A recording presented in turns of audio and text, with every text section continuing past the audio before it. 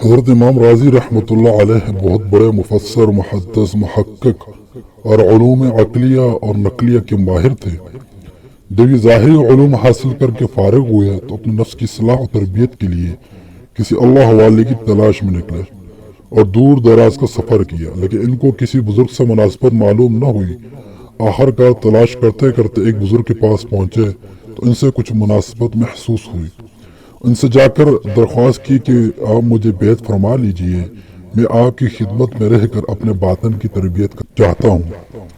پہلے تو ان بزرگ نے انکار کیا، لیکن جب ان کا اصرار بڑھا تو ان بزرگ نے ان کو ایک وقت بتا دیا کہ فلاں وقت خانقاہ میں آ جانا، میں تمہیں بیعت کر لوں گا۔ چنانچہ وہ وقت بھی آ گیا۔ حضرت امام راضی رحمۃ اللہ علیہ خانقاہ میں بیعت ہو گئے اور وقت گزرتا گیا، یہاں تک کہ ایک وقت آیا کہ امام راضی رحمۃ اللہ علیہ کے زمانے میں دہریوں کا بڑا زور تھا۔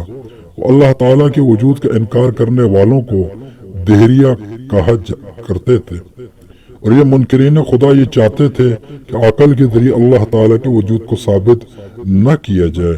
امام راضی رحمۃ اللہ علیہ کے پاس اللہ تعالیٰ کے وجود کو عقل سے ثابت کرنے کے 100 دلائل موجود تھے۔ جب کسی دہریہ سے مناظرہ فرماتے تو 10-15 دلائل کے ذریعے ہی وہ دہریہ غائل ہو جاتے تھے، یعنی ان کو شکست دے دیا کرتے تھے۔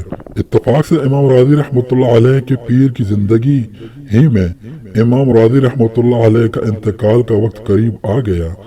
انتقال کے وقت شیطان امام راضی کے سرحانے آ کر بیٹھ گیا، تو اللہ تعالی ہم سب کو محفوظ رکھے، آمین۔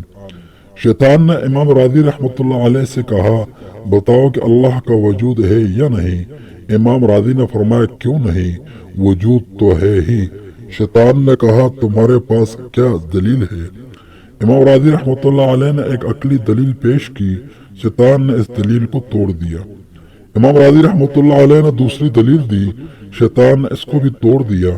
اس طرح 10 دلیلیں دی، شیطان نے سب کو توڑ دیا۔ اب امام راضی رحمۃ اللہ علیہ دلائل پر دلائل دیتے جا رہے ہیں اور شیطان سب کو توڑتا جا رہا تھا۔ جب 70 دلیلیں پیش کی اور شیطان نے ان سب کو توڑا تو اب امام راضی رحمۃ اللہ علیہ کو بڑی فکر اور تشویش ہوئی کہ یہ کون شخص ہے جو میری ہر دلیل کو توڑتا جا رہا ہے اور میری ہر دلیل کا ایسا جواب دے رہا ہے کہ لاجواب کرتا جا رہا ہے۔ اگر خدا نخواستہ اسی رفتار سے جواب دیتا رہا تو میں ذرا سی دیر میں میرے دلائل ختم ہو جائیں گے، اور جب دلائل ختم ہو گئے اس کا مطلب ہوگا کہ اللہ کے وجود میں عقلاً نعوذ باللہ مجھے بھی شبہ ہوگا، اور یہ میرا آخری وقت ہے۔ اگر اس آخری وقت میں اللہ کے وجود میں شبہ ہو گیا تو میرا خاتمہ ہی خراب ہوگا۔